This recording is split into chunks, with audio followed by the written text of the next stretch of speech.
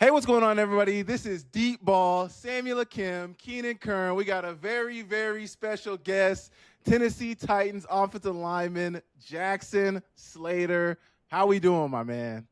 Doing good. Thank you guys for having me on. Yeah, man. Thank Absolutely, you for man. coming on, man. Appreciate Hell it. yeah. We do well with the big guys, right? We We had do. Dylan Cook on, right? He told a We good did. story. I'm sure Yeah. we'll get some good stories. Yeah, The O line rooms are always like very interesting, right? And absolutely. you just get some really good stories out of them. So, thanks for joining us, man. Do Yeah. you No do you do you problem. know Cook at all? Have you ever talked to Dylan Cook at all? Or Yeah, I we've don't expect crossed all linemen to have paths. talked to each other. Yeah, we've crossed paths a couple times. I know I saw him. I think we played Montana my junior year, and he was over there and like said what's up to him. Yeah, But I've kind of been watching from afar for the most part. But he killed it this past year and got some absolutely. opportunities. So was really happy for him, and it's good to see that from the Big Sky fellas for sure. So that was awesome. How does that work for you? I kind of want to get into this a little bit. How does that work for you seeing like Braxton Miller from Southern Utah? Obviously, they left the Big Sky, came back to the Big Sky. Dylan Cook, obviously from the Big Sky. Like, how does it work for you seeing other guys? Like, did that give you motivation? Obviously, you're gonna have your internal confidence in yourself, but like, does that give you confidence that like, hey, man, like, there's other guys from the Big Sky who have done it before. I know I can also go do it. Yeah, definitely. I think throughout college it was more just like a FCS view Yep. for me. Yep. Just because I mean, even narrowing it down to the Big Sky, it's like maybe you have like one or two guys at Mm-hmm. various positions each year that get drafted. So I was kind of looking at like a FCS view and like watching the Senior Bowl and stuff in college, and I was like, okay, like they put small school guys in this game, and like this guy's a fourth round pick, or this guy went in the third round, or uh, whatever it is, and so it's like I think that was kind of how I looked at it, was like more of a FCS view, but it definitely gave me hope, over my career for sure. Absolutely. So at Sacramento State, you were part of one of the most dominant runs in program history. You got to take some pride in that. Yeah. What was it? What was it like being At my part of such a detriment, winning? it's all good though. Yeah, yeah. I was gone by then. What was it like being a part of such a winning culture? Right, 2 Big Sky championships and 3 playoff appearances. Yeah, it was really fun, in those early years with Coach Taylor and kind of riding that high when Coach Thompson took over. Just a lot of really talented groups of guys, I think. Just looking at the rosters, multiple NFL players, multiple CFL players. And I think just a lot of guys that played ball the right way, in my opinion. And yeah, it was fun, man. Like, in 22 when we had Scat, it was, even if you're checking it down, he's going for 40 and a tutty. So it was like there was some nice, backs to block for sure. Some lesser known guys that did a good job, Marcus Harris. I mean, not Marcus Harris, that's my teammate now, Marcus Fulcher. Yeah. Another Big Sky guy though.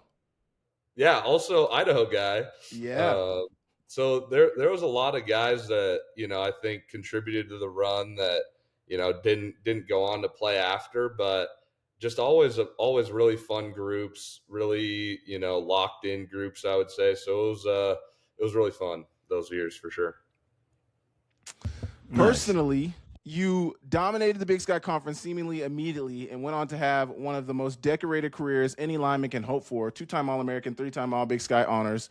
What do you feel like helped you be so prepared to compete and excel so early? Because when we were talking off camera, I talked about how you didn't redshirt. A lot of guys at FCS level, they come in, they redshirt, they got to get their bodies right and all that stuff. I don't know how much you played as a freshman, but like you didn't need a redshirt year. So, what did that feel like? What do you think helped prepare you for that? Yeah, I mean, you were talking about it a little bit before, but it was, I think, big part was Coach Marcus Abbott, who he's in the California area, kind of LA area now, but he was a big help to me in Washington, and I think I want to kind of give some flowers to COVID and like the pandemic, which is kind of Yeah. weird, but like Yeah. being able to do virtual school for 2 hours and go work out and do positional work and that sort of thing every day, I Yeah. think was kind of a blessing in disguise. Like, there was a lot of detriments, especially recruiting wise, and no camps, and some guys lost a season. But I think for me and where I was at that time, it helped me in my development, I think. And I think it kind of got me in to Sac State, like with the physical tools to play. And then the mental stuff kind of just came along as well. So, yeah. Yeah, man. I remember that. I remember like everything being shut down.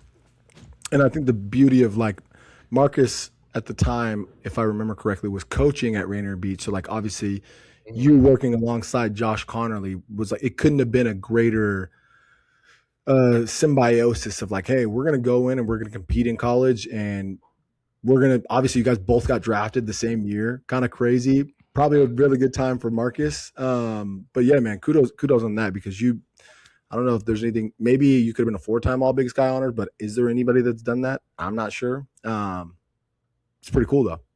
Cooper Cup, know. for sure. Cooper Cup, yeah. We forget that. Yeah. Probably Cooper Cup, yeah. Yeah. Yeah, I mean, it was just a crazy journey. Like the group, like, short story on Marcus. He so during that COVID, like we would usually go to FSP and do our thing or whatever. Yeah. And, but because everything was shut down, he had this apartment in like garage. Do you have like a garage at his apartment? Yeah. Sorry. Yes. Kind of, it was like, I forget what area it was in, but he had this apartment, and he had this garage with a rack and all this stuff. And it was me, it was Josh, it was Will Reed, who's at Georgia Tech right now. It was Derek Osman, who's at UCLA. And Jack Reed, and my brother, were kind of in and out. But it was just like this group of guys, and we called it the lumber yard, and we would go and we'd work out at Marcus's garage all the time. And again, it's just like, I feel like I owe a lot of my career to him for stuff like that, where it's like, just selfless acts trying to help his guys. So, it was a funny time, but it was very beneficial for me, I think. Yeah. So your senior year was 2020? Like 21. 21. Okay. I was gonna say, like, because did you guys play? I was gonna say, like, did you guys play in that season? Well, 2020. I guess you were in high school. Did you guys play in 2020 that fall? We did. We had a 2020 season, and then we didn't have a 21 season until like April or something. Yeah, like a little short season. Yeah, it was like 4 games, but FSP did like a spring game for like, college guys, which I was fortunate to play in, and Sac State was even like asking me for tape and stuff, and it was a great opportunity to get some more tape out there. So I really appreciate like Tracy Ford and that group for putting that on with not a great time in the world, I think. So yeah. Do you think that like genuinely helped your recruitment and just like you getting to Sac State? You think that was a big help? I mean, it's hard to say. Like, I feel like you never know. But I think, being able to get tape against like legit, like, probably a lot of D2 FCS guys for the most part, with a couple, Mountain West guys here and there for the most part. College talent. College level talent. I think getting tape against that was important, especially because my high school tape was littered with, 5'9", 180, 310. So so you're dominating all of them. Yeah, so I think it probably helped a little bit for sure. Yeah, absolutely. Sorry, go ahead, Keenan. No, that was good. I liked the stories, and I was a part of that, so like I got to see it firsthand, and it was getting to see, like you might have a good kid at one school in Washington, right? Like Jackson at Newport, and it's like that doesn't mean Newport is going to have like a ton of success because you just have one good player. Yeah. So getting to see all of them kind of work together and grow together was super cool for me. So I want to talk about this. In an era of players transferring up regularly, what kept you at Sac State for all 4 years when you easily could have taken your talents elsewhere? Was there ever a desire to leave, similar to like how Cam did? Yeah. There was a couple times where I like thought about it a little bit. After my junior season was kind of when the portal was like starting to get bigger and grow, Mm-hmm. and The you dollar see all signs were out there too. yeah.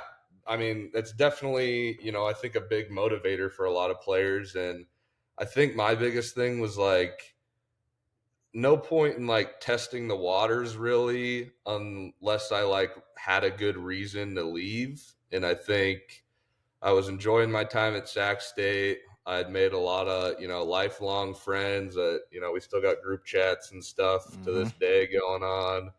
I loved my O-line coach there. I enjoyed his coaching style and how he would, treat the guys. And I think there's a lot more factors than just like, 200 grand or something or Mm-hmm. whatever, you get to go transfer up. I think, you don't know who the coaches are. You don't know, is this where my career ends? I think there's a lot of questions like that where I was like, I feel like it's, the financial gain didn't outweigh the risks for me at that point. Absolutely, man. And then, that spring ball, I got a couple calls from like University of Washington, like their collective or whatever.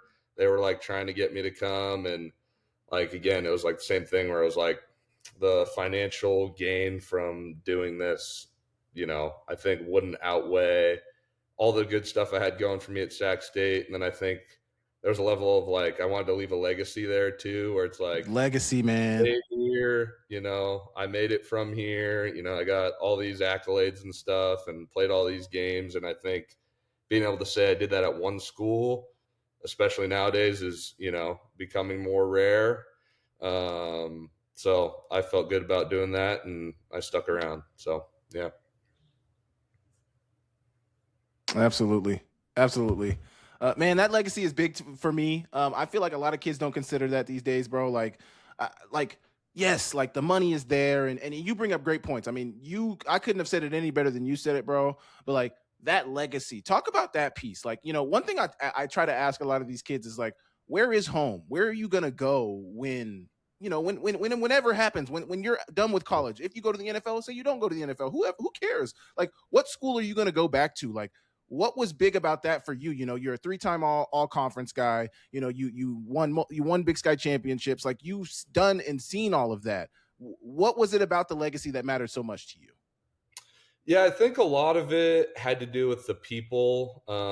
Again, like, right, great career, great teams I was a part of, but there's like Ricky was my favorite athletic trainer there, and we Yeah, still, talk. And he was, when we played the 49ers, he drove up because he's a 49ers fan, and I special. got to say what's up to him. Or, my offensive line coach, Coach Richardson, he came and watched me at the Senior Bowl, and, I'll see him from time to time. I think it's kind of stuff like that that really kind of drives it home for me. And it's like, yeah, again, it's like, you're going to have a place to call home. It's like, I'm a Hornet for life. And I think, again, it's rare. I think it's really cool. And, my brother's there now, even he's playing ball. So it's Wow. like, I think it's stuff like that where it's like, there's some cooler stuff going on here than, a small payday that, you don't really have any clue how it's going to go. So, Absolutely. yeah. So one more question on that. You mentioned UW in there. You're a Mhm. Seattle area kid. Was that not Right. like enticing to want to play for the Huskies, man? Yeah, I mean, so when I was getting recruited out of high school, they threw me a preferred walk on like Okay. really late. And it was after I had the Sac State offer. It was after I committed to Sac State, basically. And my dad's like, "Sweet, this is what we're doing. We're going to UW. This is everything you wanted." And I was like, Yeah. well, I don't know about that. Like, let's think about it, from a logical standpoint here, and the life of a walk on, and Yes. having to pay for school, and a lot of that stuff was real.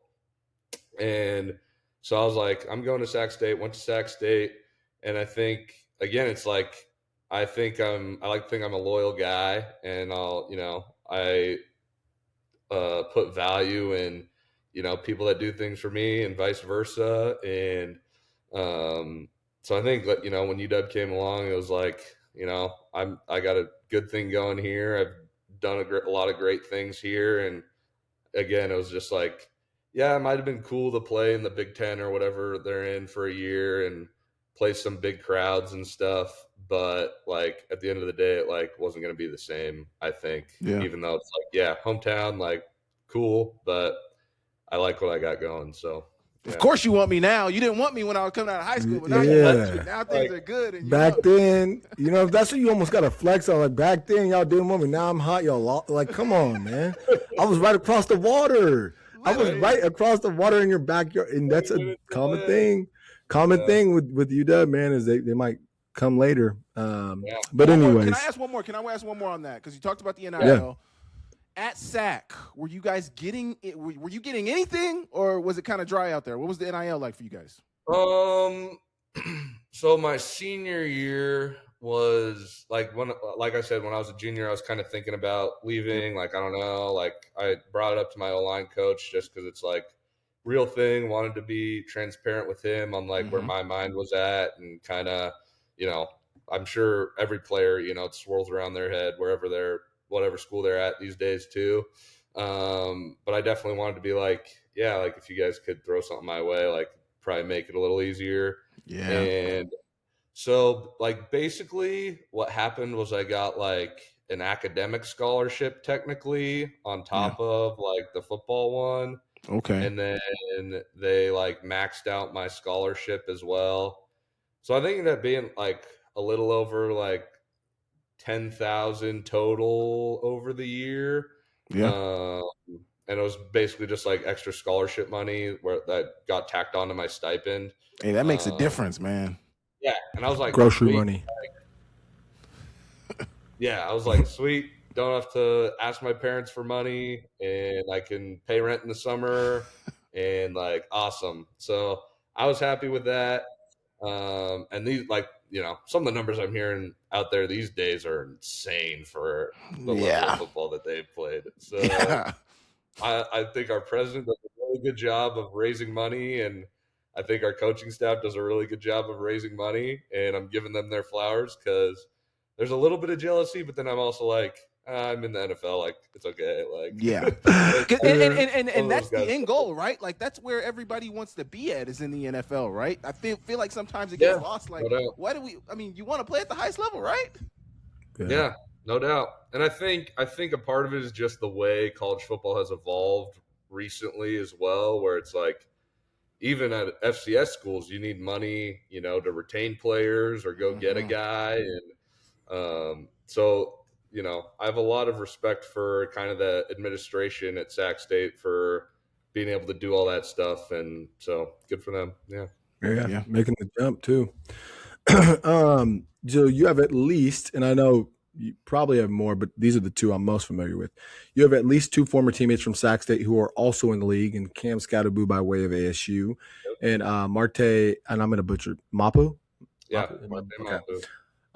Do you feel like seeing Marte get drafted in 2023 out of Sac State made the NFL seem more real for you as you entered your junior year? Yeah, 100%. I think because again, like I brought up the FCS deal where it's like you see guys from different schools, and but having a guy in-house get picked, he was like a third-round pick. Seeing a guy go that high that you've played for or played with for a couple years. Like I think definitely just increased my expectations, honestly. And I was like, you know, I played with this guy, you know, he's a hard worker. He does, you know, obviously played safety and stuff for us, but I was like, you know, I feel like we're similar, you know, mindset type of guys, want to win, you know, doing the right thing, making plays, that sort of thing. And, you know, again, it's like hard to compare yourself to a defensive player that's also a defensive back, but I was like, you know, I think it made it more real for me for sure. So yeah, it was awesome to see. So one thing I've heard and understand from like what NFL scouts are looking for in an FCS guy is like somebody who stands out. You know, you turn on the film, you can tell he's different than everybody else. How did that kind of materialize for you in watching Marte Mapu like in practices, and like was he just head and shoulders above everybody else, or how did that look, you know, on a day-to-day basis? Yeah, I mean, he was definitely. I think there's a level of like, superstar talent that you have to have, Yeah. where it's like you said, like stands out. Like, he was the guy we could count on to make a play at the end of the game, or Mm. track down a quarterback to get a sack, that sort of thing. And I think just the way he carried himself, as well, I think stands out too. Because the character piece I feel like is just as important as the talent piece as far Yep. as building a culture and wanting to have the right guys in the building. And every step of the way, I think he exemplified being the right type of player, in my opinion. So Absolutely. Yeah, you kind of know, right? Like you kind of can see talent wise, like yeah, that guy can make it, but then it's what are you doing to be a pro where you're at, right? Where your feet are. yeah, So good on him, and obviously good on you. So I'm going back to 2020, 2021, when you were a okay, senior at Newport High School. yep. Did 18-year-old Jackson Slater foresee the current day as a reality, despite being and I looked this up, being an all-state snub and somewhat overlooked and under-recruited? Crazy to think, all-state snub, but all Big Sky, all-American. Yeah, I mean, I think there's always been a part of me where I was like, it can happen. Like I was like, it's not impossible for this to occur. Yeah. And I think again, just going back to Marcus, like he would speak things into people, in my opinion, and like he would kind of just tell you what you were gonna do, long term. And I think, as I progressed through college, he was again kind of that voice that was like, dude, like keep doing your shit, like you're gonna make it, like just keep it up. And he's always been a guy that I've gone back to, and I mean, I don't want to call him a hype man at all, but it's just like he genuinely He You believes. is. need that, Like, man. You need somebody yeah, like I that. think there's a level of that, but I think it's like you feel like he genuinely believes some of the stuff that he says, and I think that's helped me along the way because I feel like I've tried to work on my mindset, but I feel like I'm can be a pessimist sometimes rather than Yeah. an optimist, and I think it's people like Marcus in my life that have kind of helped me. It's like stay consistent, work hard, because it's not something you can put in as much work as you want, and it's not going to guarantee you get drafted if you're the Nope. hardest worker in the world. And so I think it's just like being able to stay the course day after day with no guarantees, obviously. And I think it's just kept me going for sure. So And he's got that motto, I got your six, right? Like he kind of goes by that with like, hey, I got your back. So yeah, it's kind of the energy in your back, but also the work is there. It's not just like, it's so easy for someone in your community or around you to be like, man, you're going to be so good, and right, kind of speak life into you because it's convenient, or they're like, oh, you're going to remember I was speaking life into you. But he yeah, backs it up with work. Like he's like, Yeah. yo, you're going to work hard, but I'm going to speak this life into you too. So yeah, again, can't say enough good things about Marcus. I got your six. I think he's also does like chop wood, carry water type of deal. And it shows up, man. The proof is in the pudding, right? He had two yeah, guys drafted last year, Yeah. and hopefully Hall in this next couple classes as well. yeah. So Could be a few others. We will yeah, see.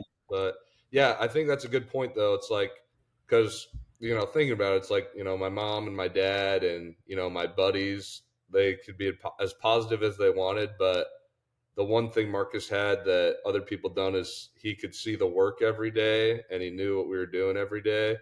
And I think that just increased, the importance of the stuff he had to say. I think so. That's a good Absolutely. point to bring up for sure. yeah. No, man. And I think it's so important because I talked about this when we had Lance McCutcheon on too, and I mentioned a story. I talked about a story when I was in high school. My teammate now. Oh man, yeah, We had him on when he was yeah. retired. Yeah, We had him on when he was retired. He Yeah. unretired little- a couple weeks after the What retirement. was it, like 2 weeks that he was It was like retired? 2-3 Maybe. weeks of retirement. He said, But- let's run it back. Absolutely. We had him on though, and I mentioned a story about a coach who kind of instilled that confidence in me, telling me, and just like you said, like a coach who was seeing me work every day could tell that, I wanted it, and he told me, if you keep working, you're going to be great. Lance McCutcheon mentioned the story when Coach Vegan first got to Montana State. If you keep working, I see NFL in your future. And man, I just think it's so important for guys to have somebody like that in their corner. I don't think a lot of, I know coaches know how big their impact is, but I don't know if they understand just how much of an impact they have on guys sometimes when you really just say, hey, I believe in you. I see what maybe even you don't see in yourself right now. And it just does a lot, man. It's huge. Yeah, no doubt. No doubt. Okay. Yeah, I got you. Drafted in the 5th round, pick 167. What were your feelings when you heard your name called, bro? That's so huge. You're getting drafted no matter when you got drafted. Samori got drafted one of the last picks in the draft. And I know how big it was. He was crying tears, man. Yeah. It's huge. What was that like, bro? Yeah, it was a special day. I feel like a lot of guys kind of go through like they think they're gonna go higher than they actually do. Yeah. Especially kind of these mid-round guys. So I was like, yeah, I'm a 4th round pick. I'm gonna go in the 4th round. It's gonna be awesome. And I watched day 2 and watched the 3rd round pass, and I was like, well, like, that's okay. Like probably, that was kind of, high hopes for that maybe, Yeah. but wasn't expecting that. And, I knew there was quite a few teams that had me kind of that 4 or 5 range. Mm-hmm. So I was like, oh, sweet, 4th round. There's a 4 there. I'm going to go there. And, so there was a level of, not being super happy when the 4th round ends and there's not any offensive lineman getting taken. And there's kind of a run going on in the 5th round, and just getting the calls. I did it in Sacramento, so my family came down from Washington, and then had all my college buddies and coaches there. And that's awesome. Just waiting for the phone to ring, and it said Tennessee on it, and answered the phone, and hung up, talked to Coach Callahan and our GM Mike Borgonzi, and hung up, and everyone just went crazy. And oh my gosh, it was super awesome, man. It was a special day. So I gotta ask this as a O lineman. What was the beer of the night? Oh, I think it was a hazy IPA. Okay, so you were kind of classy. You weren't going PBR, no Natty Light, no. I mean, a lot of people like to hate on IPAs, but I feel like there's a lot of them are a higher percentage than light beer, so you kind of get to where you're going a little faster. That's why I like IPAs. Nice. What were the nerves like, bro? Because like you said, you're going in expecting around 4th round, or hopefully I go 4th round, and I think I could go 4th round, and then that pass isn't just like. Talk about the nerves, because you got all your family around.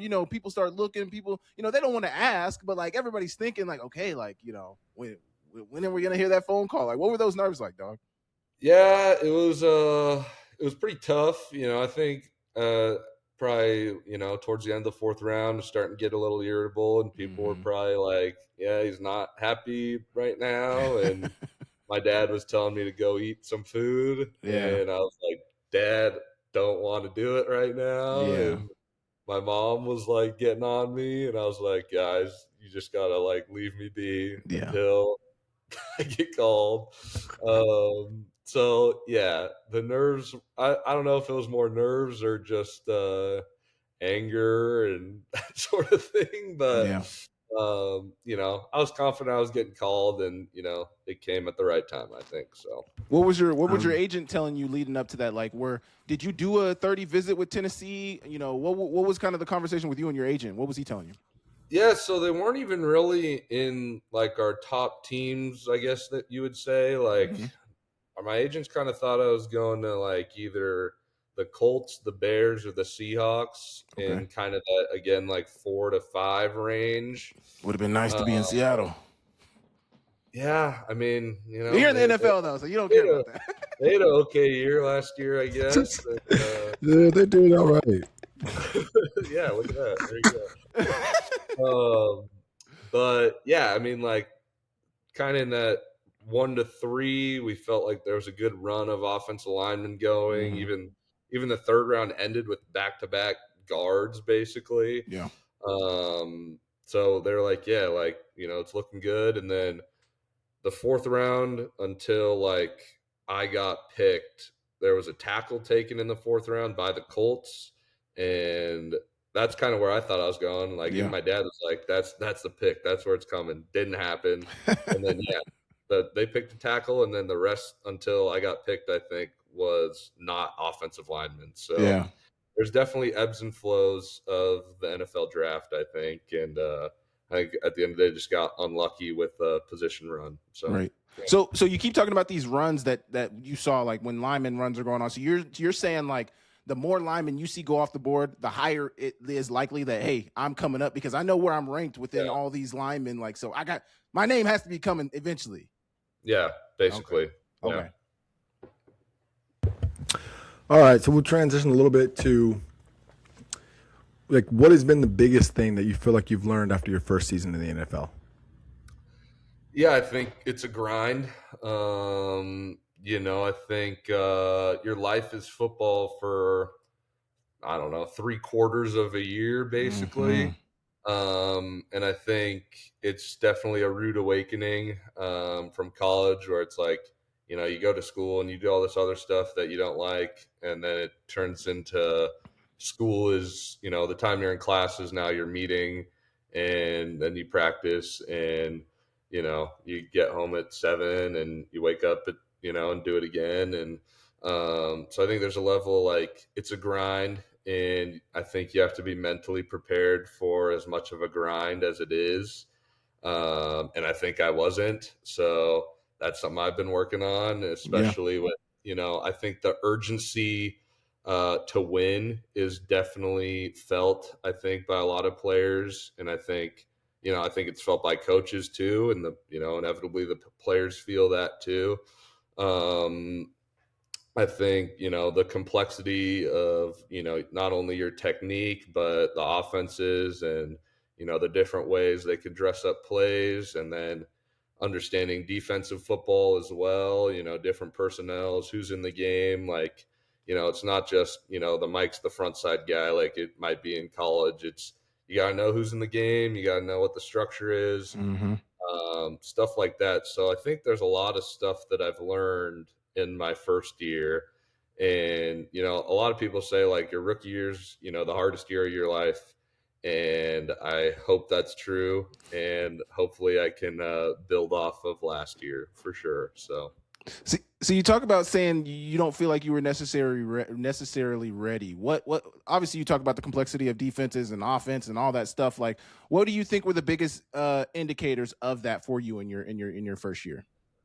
Yeah, I think just like the speed of installs at times, I think it's especially tough, during OTAs when you get there as a rookie, because you're getting there like halfway through OTAs basically, and they're already 5 installs in basically. So you got to learn what they're installing to that day. And then when your day's done at like, 1 or 2, you go meet for another like 2 hours to install the stuff they've already installed. And there was a level of like, trying to keep my head above water at times. And I think, at Sac State as well, I really put a lot of pressure on myself to be perfect in everything I do, because I was like, if I give up 1 sack or if I give up a pressure, like I'm screwed, like, because I'm playing at a small school. So like, absolutely, no one's going to want me if I give up a pressure to a guy that's, an accountant now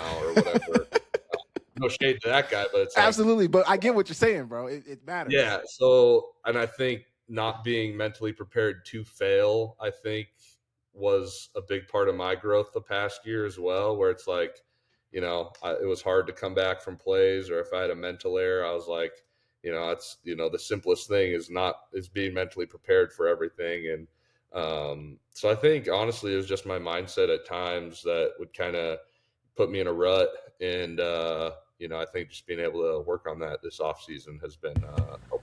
So nice, man. I think that self-awareness though is key, because there's guys that will probably suppress that and just be like, no, I'm totally fine and I'm gonna figure it out, and they just are trying to shove a circle into a square hole, right? Instead of just saying, how can I mold and change myself and my mentality to kind of fit where I'm at. One thing I'll talk about when we did Dylan Cook's interview is, Dylan's been kind of all over the place, not all over the place, but he started, I think, in Tampa Bay. Yep. Yeah, and then kind of went through the bit there, and then now he's in Pittsburgh. Pittsburgh. But he was just talking about like the mental side of it, and like I think he had to take himself back to, hey, like I'm still very fortunate to be here, right? Yeah. Like No, you could be that accountant that has a real day job, right? And you get to do this thing that you love, and albeit, yes, there's a lot more pressure in it, and it is a job, but like me and Sam got day jobs. We would probably rather deal with the pressure because when you're done, you're done. And so, hats off to you for having that self awareness to know that, like, hey, look, I've got to change the way I approach this because it's nobody's perfect, right? And so, not being so hard on yourself, but understanding, hey, these are the areas that I need to work on, and we'll go from there. What is one game or moment where you felt like, and this is at Sac State, where you felt like I'm NFL ready? It's hard to say. I don't know if I ever really had like a moment where I was like, I'm ready to go to the NFL. I think I've always looked at stuff, as a bigger picture. And I think just the improvement each year, the, mastery of the offense we ran at Sac State. I think just in the weight room, doing certain things. But yeah, I don't know. I feel like it's tough for offensive linemen to kind of have like one moment because I don't know. Like Scat probably has like 7 moments or whatever. Yeah. Or he breaks 7 tackles on a run and goes to the end zone at Sac State, and at Arizona State did the same thing. So it's like I think linemen kind of look at it as like a body of work almost. And I think kind of after my senior year, I felt like it was my most dominant year, no sacks, like a couple pressures. I was looking at PFF, even though PFF sucks and they're wrong, but I was like, even the PFF guys think I'm doing better. Yeah. So like, I think it's kind of stuff like that where it's like, you look at the body of work for the season and it was like, this is definitely my best year. I haven't taken a step back. So yeah. Absolutely. Nice. I love that. As after your rookie season, what would you say was your welcome to the NFL moment? Like I always describe it as like that moment where, you take a hit, somebody knocks you on your ass and you're just like, yo, like this is different. Yeah, I think it was in practice and in training camp. I would get thrown in with the ones sometimes. Jeffrey. Yep, there he is. Got thrown in, and it was like a 2-minute drill, and they ran like I don't know what the pick game was. It must have been a ET. So like the end's coming and Jeff's like going around, and I'm like, fuck, I gotta block Jeff. Like, I was gearing up to sit on a bull rush from Jeff, and what do you know? Like the end comes and just takes me out. And like first play of 2-minute drill, I'm like just rolling around on the ground. Like, yeah, that sucked. So I think that would probably be my welcome to the NFL moment. But I think your rookie year, you probably have more than one of those for sure. But that's the one that comes to mind, I would say. Absolutely. Nice. Yeah. What's something you thought you were good at in college that the NFL exposed? Polling. I think polling for sure. We had Bill Callahan as our O-line coach last year, and he's like a legendary offensive line. He's the one from the Browns with the belly. Yeah, Browns. He's been around a lot of different teams, but he had like Joel Bitonio and Wyatt Teller at the Browns. He had Zach Martin on the Cowboys. He had Trent Williams on the Redskins, and he's been a part of a lot of great groups, I think. And he's very particular in his technique and understanding of the game. And I think it's something I appreciate him for, kind of how hard he was on the rookies. I was like, there were some days I didn't like him very much, but he kind of definitely introduced us to how important certain things are and how important the little things are in the NFL. But, not to get off track, I was not a very good puller, probably at any point in his opinion. And he would take the rookies at the end of practice. He'd put us on the sled, and he'd have us pull towards the sled. He'd do a trap pull at the sled and hit the sled, wrap pull towards the sled and hit the sled. And I think it's something where I was like, damn, like I thought I was good at this, and I am not that good at it. So, yeah, work in progress, I think. But, what was it about it? Was it the footwork? Was it the speed at which you pulled? Or I think the speed, there was a level of, the timing on contact of like using your flipper, kind of your arm, yeah, but also engaging your hips at the same time. yeah, There's a lot of, I think just in general, there's a lot of like bodily issues that I had, like not understanding how to control my body last yeah. year. And I've been working on that too this off season. So Absolutely.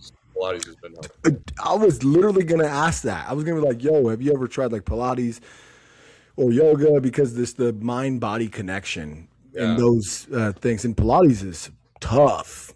Yeah. Pilates is fucking hard, man. Yeah, I got this lady out here who she worked with our left guard, Peter Skoronsky. She's been working with him for a while, and he's been a very underrated player, I think, but a very good player. And so I knew he did it, and I was like, hey, like I heard you do Pilates. Can you hook me up with this lady? And it's like she has a background in like physical therapy Mhm. and using Pilates to rehab athletes from injuries. And just by working with Peter, she kind of understands offensive line play and how our bodies work.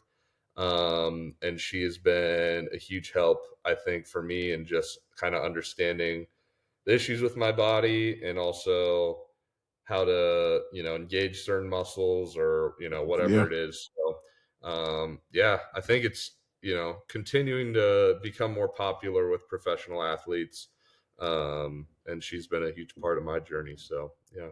How has that Nice. evolution been for you? Because obviously you talked about the time like in college. You got classes, you got lift, and you got practice. But football is not the only thing you're focused on. Now you're talking about this is my job. This is how I pay the bills. So I'm gonna figure out how to get the best out of this body as I possibly can. What was that evolution like for you, and kind of coming to understand it that way?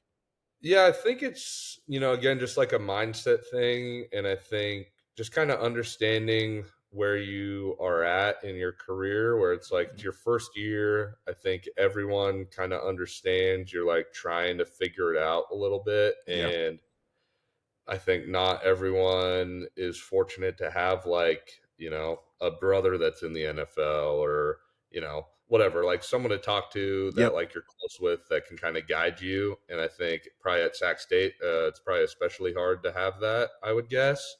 So I think really it's just like kind of watching the guys that I look up to on my team and kind of understanding, what they do. Like Peter's a great example. Like, what does Peter do? Like, how can I be, as close to Peter as I can? And we had Kevin Zeitler last year, who was on year like 14, Oh yeah. and just watching how he goes about his business in year 14 and kind of the stuff he's thinking about, or how does he treat his body? What does he eat? I think there's a lot of stuff like that where it's like there's a lot of learning experiences from guys that are successful. And I think just being able to accept that information for what it is and apply it any way you can. So, yeah. Absolutely. So obviously, NFL training camp is earlier and more intense than a college training camp, and the season is obviously longer. How would you describe your first NFL training camp, and also talk about the length of your first NFL season? Yeah, I mean, the first training camp, I think, again, just kind of there was a level of kind of trying to keep my head above water at times. I think, what's common with a lot of rookies is, their first year is kind of like a roller coaster where it's like, you'll be up and you'll be ascending, having a really good week, and then you'll just take a dive off a cliff and you'll be down for however long, and then you're back up. And I think that was especially true for my first year. And I think also true for my first training camp where it was just too inconsistent. Doing good things, but then doing some really bad things. And then I think, everyone kind of says losing in the NFL makes it a lot harder. We obviously didn't have a great record last year. So I think that made our season especially tough. And then, with your rookie year, it's like you finish your college season, then you're into draft training, then you're, training for OTAs, and then you're doing training camp. And then there's kind of just a lot of stuff that stacks up Yep. and makes it feel especially long, I think. But did I ever feel like the season was like, an eternity? Not really. I think you know, kind of a level of being kind of that backup special teams guy probably, played into that maybe a little bit, but I enjoyed it overall. I think, had a lot of opportunities to kind of work on myself as a player and made a lot of great relationships. So it was always fun with the group we had coming into work each day. So Yeah. Nice. What's something fans don't realize about being an offensive lineman, an NFL offensive lineman? We don't like to eat as much as they probably think we do. A lot of people don't understand that, when a lot of linemen get out of the game, they are like slim guys. Like they don't want to be big. Cutting so fast. Yeah. It's just there's a lot of I think I especially learned that last year, I think, where it's like, you're losing a lot of weight in practice or training camp, whatever it is, and it's like I got a scale at home. It's like if I get on the scale and I'm like, well, I'm 315 and I'm supposed to be 320 right now, and I'm going to lose 3 pounds until when I wake up tomorrow. It's like, well, got to shove down some protein shakes and whatever before I go to bed today, I guess. And they're going to take your money if you don't make weight too. Yeah, but that's only if you're heavier. If you're lighter, okay, they won't okay, find you. okay, So okay. there's a code there. But I think that's kind of an underrated thing. And then I think also we're the funniest position group, in my opinion, too. So that's something to take into account for sure. No, for sure, man. Some of the offensive linemen have great sense of humor, and it's some of it is dry humor, which is my type of humor. And a little bit of dark humor too. They're just like, hey, if we're gonna suffer, let's make this funny. Dark humor, yeah, for sure. So this is kind of off script, but they do the report cards, right, for the NFL teams, right? Yeah. And they're like, they rate what it is, like how they treat your family, your travel, your weight room, meals, all that stuff. What is one thing that took you by surprise, going from Sac State to the Titans? Nothing. I think everything was an improvement, probably. Yeah. So I felt like it was kind of hard for me to find anything that I was like, oh, this is not as good as it should be. Because you're coming from the yes. It's like everything's great. Yeah, everything was much improved. Like having a cafeteria that's like you can go to for free, and like having a good weight room and fields that are open and accessible all the time, and a great training room, and a cold tub and a sauna and all this stuff. And it's like, we had like these like plastic tubs that you filled up with ice, and that's your ice bath after practice or whatever you wanted. So all of it was an improvement, I would say. But, absolutely. Yeah. Nice. So when Madden ratings for rookies first came out last year, you had a 75.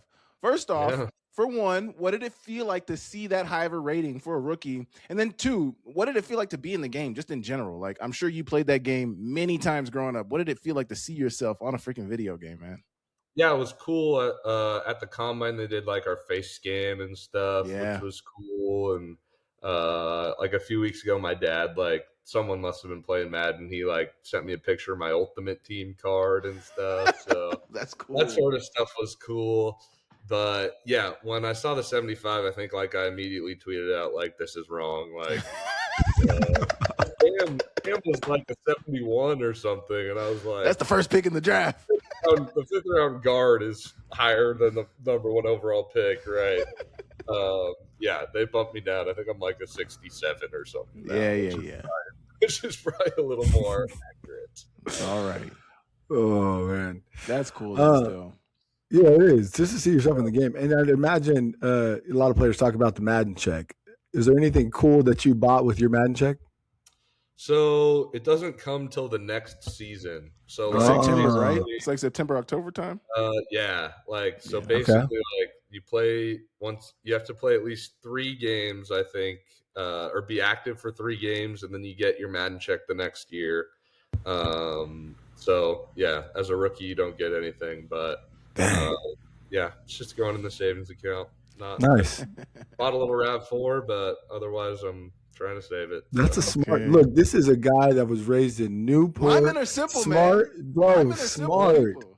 Yes, I'm just a lineman. Yeah, I'm sure there's a 5th-round pick receiver on some team that's driving around an AMG S63 that he can't afford.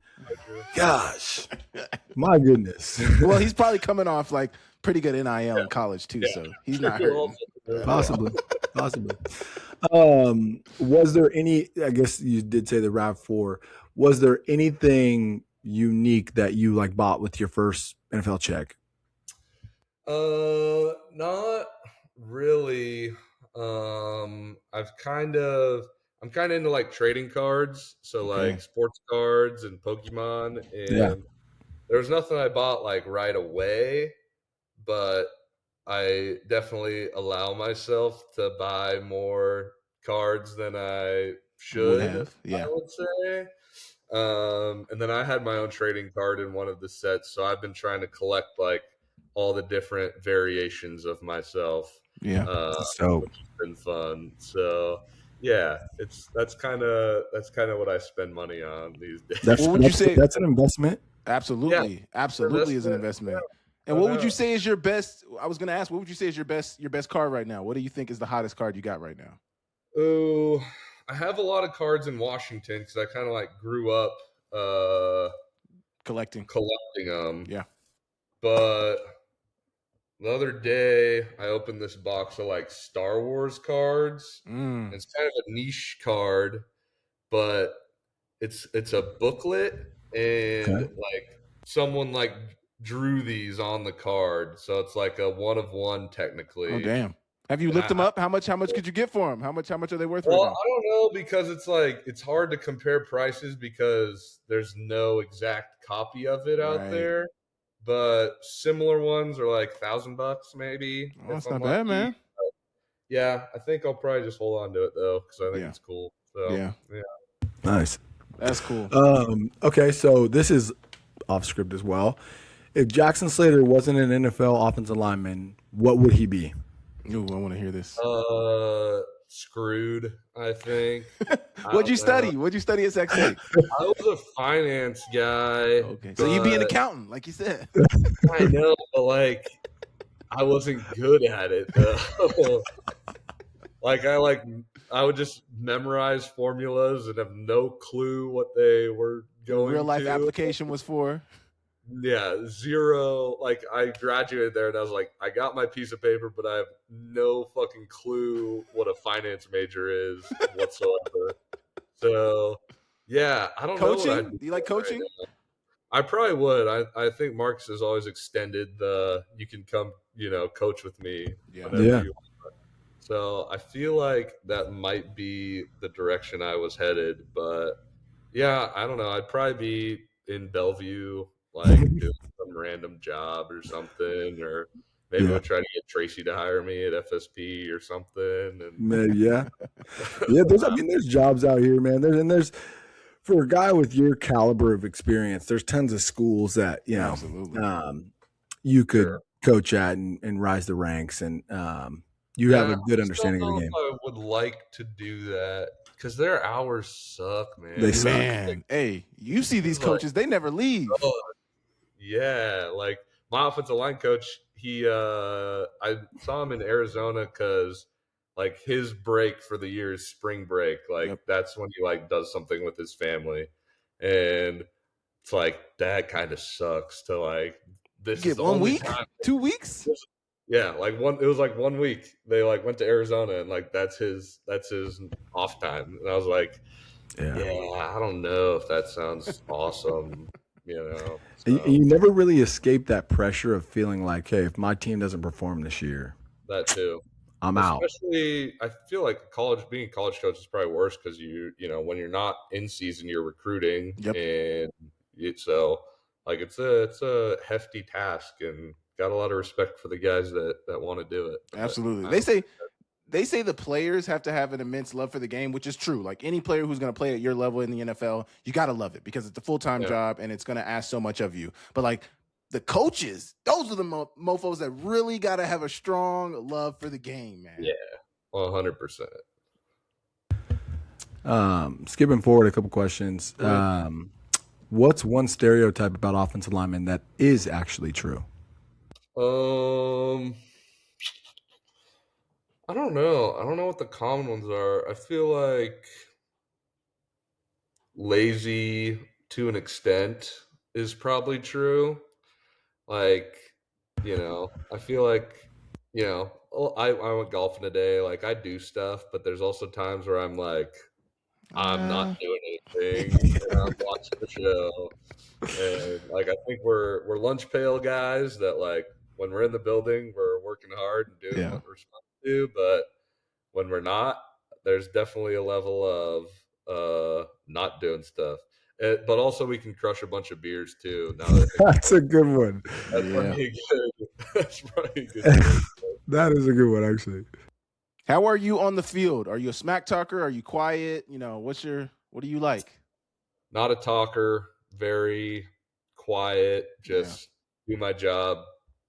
And if it's done, do the next job and until you're done. That's I'm not first of all, it's like part like that's not really the type of guy I am, but also I'm not good at it, off the top of my head, like I could not say anything. Like I was like they'd be like, "You're an idiot." Like that wasn't even good. So like yeah. You gotta know yourself before anything else. You gotta know yourself. Yeah. And you don't want to like invite any unnecessary energy that you don't have to. That's always been my in-game reasoning for not smack talking. Is like, me too. Dude, no reason to make this guy mad and want to like run through me if I don't have to. Like, I think there's some strategy to it. Some people will call you soft. Some people will call you smart. I'm one that will call you smart for doing that, in my opinion. So Absolutely. What's the funniest thing that's ever happened in a game or practice for you? Probably listening to my buddies talk shit. I feel like I don't have any quotes. Yeah. But I know there's been a couple times where it's like, you got that guy. Or like, that was a good one right there. That was a good one. I feel like, there's nothing that like jumps out at me. I know like I've never been a guy. I don't think I've ever been around it, but I know like Taylor Lewan on his podcast always talk about the way they talked shit was like they would just like start telling them they're gonna like suck their dicks and like break out of them and stuff. like it just throws them off. They're still in Nashville. Have you ever ran into Taylor at all? Yeah, I ran into him.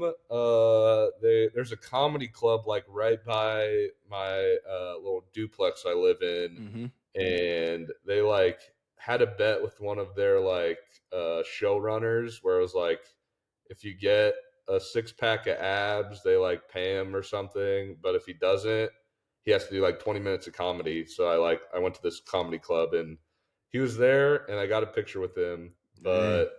They had no clue who I was, so I'm just a random big guy. So, but that's okay. He's cool. Well, they're both cool. I love their podcast, and it's been fun to watch. So How does that Messing with them. how does that feel? Because obviously, like you're in the NFL, like you're at the highest level, but also like you are a lineman. So those like linemen don't always yeah, get the biggest pub. Like, do people recognize you in public, or how does that go for you out in Nashville? like once in a blue moon, someone will like name drop me, and like Yeah. I'll be like, nice, like Yeah. you're a diehard fan, like you know the scrubs on the team that don't play. But most of the time, it's like people are probably just like, "That's a big guy," and sometimes people will be like, "Oh, what do you do?" And I'm like, "Well, I play for the Titans," and they're like, "Oh yeah, that's cool." Um, Anyway, but yeah, I'm just kidding. I don't mind it though because I feel like not being recognized is good, and like I Yeah. can go to the grocery store and like do Yeah. stuff and like be like a random guy that's like Yeah. big or whatever, and so I kind of enjoy it, and I don't have a problem with it. So You kind of undersold yourself a little bit, calling yourself a scrub. Because like I think one thing yeah, that you realize once you get up to the highest level, which I was never there, but like nobody there is a scrub. Everybody there is freaking true, good. Like true, it's true. very hard to be there. So give yourself a little bit more credit than that, bro.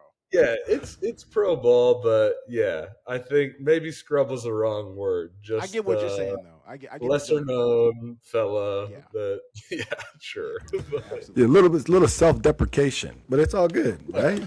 All right. It's All what right. keep you humble. You got to keep Absolutely. yourself level-headed Yeah. because That's the you are lineman in sense the of humor we Yeah. love.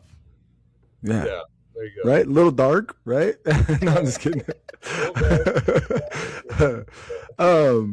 So this is one before a game. What are you listening to get hyped up?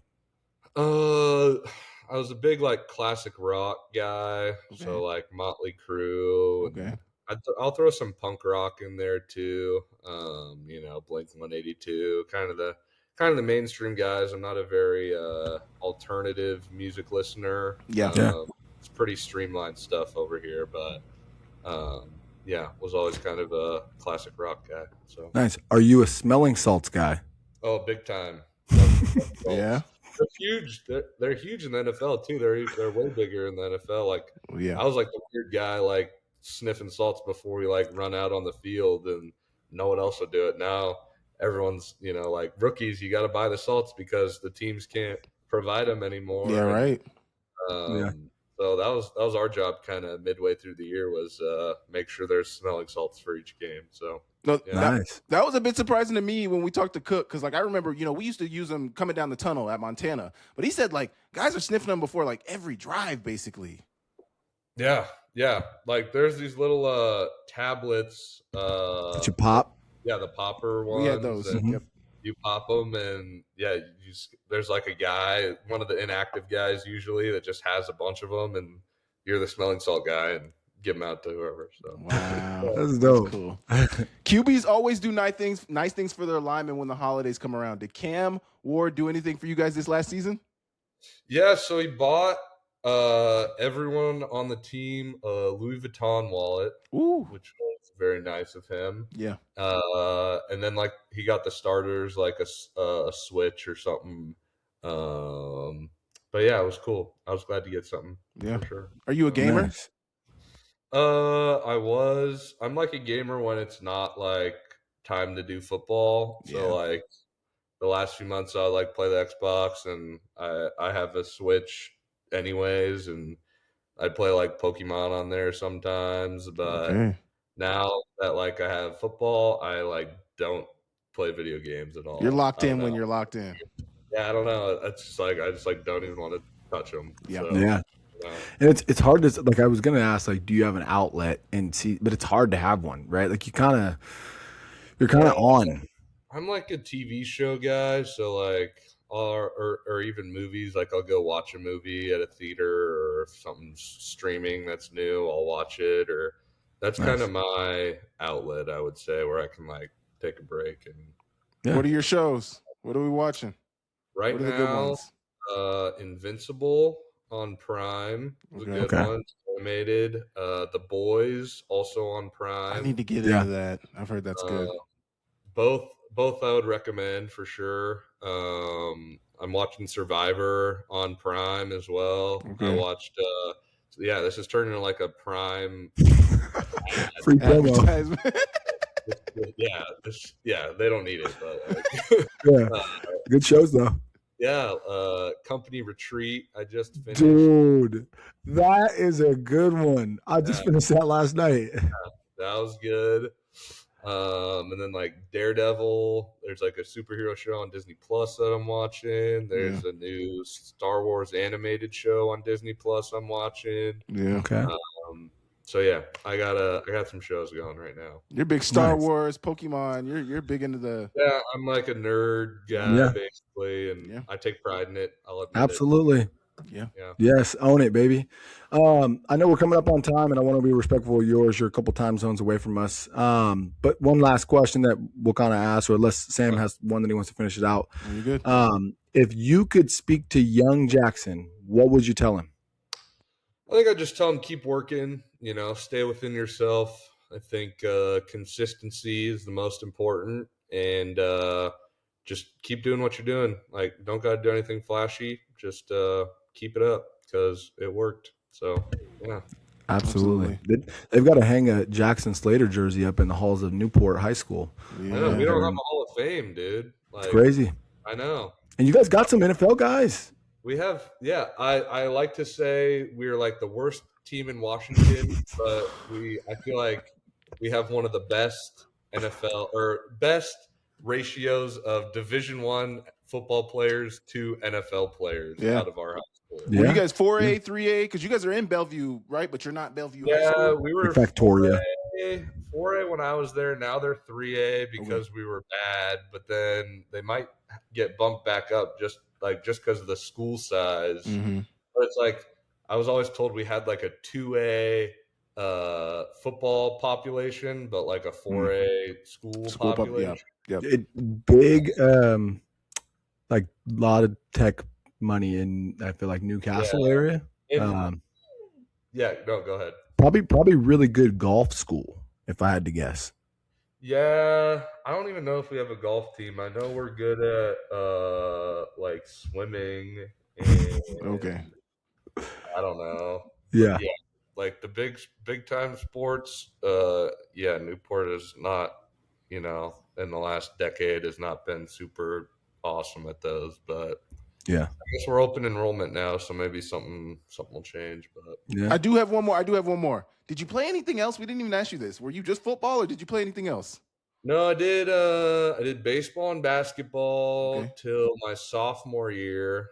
I was a C team and JV MVP in basketball. Okay. Okay. And JV MVP in baseball. Okay. Not to flex, but and then I did like track and field just because for a year, my senior year. But yeah, I enjoyed, being a multi-sport guy. I thought it was like the coolest thing in the world. And then I was like, there's too much running in basketball and I'm not good enough at baseball to like keep playing it. So I was like, I'm done. But yeah, it was fun. Wow. Awesome, man. Well, Jackson, man, we really, really appreciate your time and appreciate you joining us on the Deep Ball Pod. I don't know the official close, so I'll let Sam do the close that we do. Yeah. Appreciate you for being on, brother. Thank you so much. We'll have to have you on after this next season when you tear it up, and we'll see you down the road, brother. Sounds good. I appreciate you guys. Yeah, absolutely.